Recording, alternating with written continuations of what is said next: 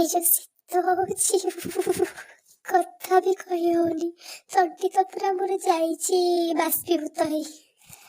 ଦେଶର ଯବାନ ମାନେ ସବୁବେଳେ ଯୁଦ୍ଧ ଲଢୁଛନ୍ତି ବର୍ଡରରେ, କିନ୍ତୁ ଆମେ ସ୍ତ୍ରୀ ଲୋକ, ଘର ସ୍ତ୍ରୀ ଲୋକମାନେ ସବୁଦିନିଆ ଯୁଦ୍ଧ କ୍ଷେତ୍ର ହଉଛି ଆମର କିଚେନ।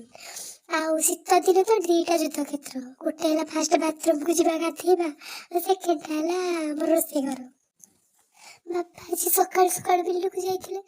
ବିଲରେ ଆମର ଲଗା ହେଇଥିଲା ବର୍ଷା ଦିନେ କୁମ୍ଭ ଆଳୁ, ତ ଏଇଟା ଏବେ ହେଇଯାଇଛି। ତ ଯୋଉ ହିସାବରେ ଗୋଟେ ବଡ କୁମ୍ଭ ଆଳୁଟେ ଧରିକି ଆସିଛନ୍ତି, ତାକୁ ଆଜି କଟା ହେଇଛି, ତାକୁ ବେସର ଦେଇକି ଭଜା ହବ।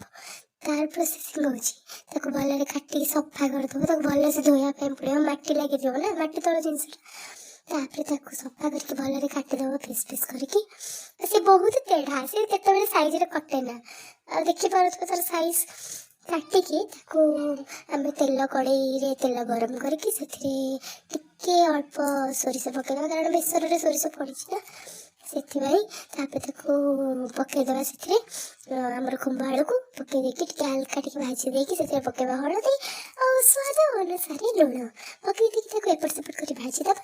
ଦେନ୍ ଆମେ ଆମର ତାକୁ ଘୋଡ଼େଇକି ଛାଡ଼ିଦବା। ଆଉ ଟିକେ ପରେ ସେଥିରେ ପକେଇବା ଆମର ଲଙ୍କାଗୁଣ୍ଡ, ଆଉ ଲଙ୍କାଗୁଣ୍ଡକୁ ବେଶୀ ତାକୁ ସିଝେଇବାନି, କାରଣ ବେଶୀ ସିଝେଇ ଦେଲେ ସେଇଟା ଜାଉ ହେଇଯିବ, ଭର୍ତ୍ତା ଭର୍ତ୍ତା ହେଇଯିବ, କଚୁମ୍ବର।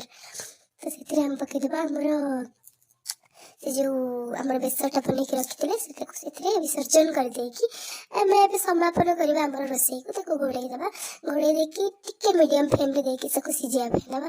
ଶୀଘ୍ର ସିଝିବ କୁମ୍ଭ ଆଳୁଟା, ଯଦି ଭଲ କୁମ୍ଭ ଆଳୁ ହେଇଥିବ ଶୀଘ୍ର ସିଝିଗଲା ପରେ ତାକୁ ଟିକେ ଭଜାଭଜି କରିଦେବା। ଆଉ ପୁରା ସିମ୍ରେ ଦେଇ ତାକୁ ଟିକେ ପୋଡ଼ପୋଡ଼ିଆ କରି ଭାଜିବା। ପୋଡ଼ପୋଡ଼ିଆ କରି ଭାଜିଲେ ତାର ଯୋଉ ଟେଷ୍ଟଟା 2 ଗୁଣିତ ହେଇଯାଏ।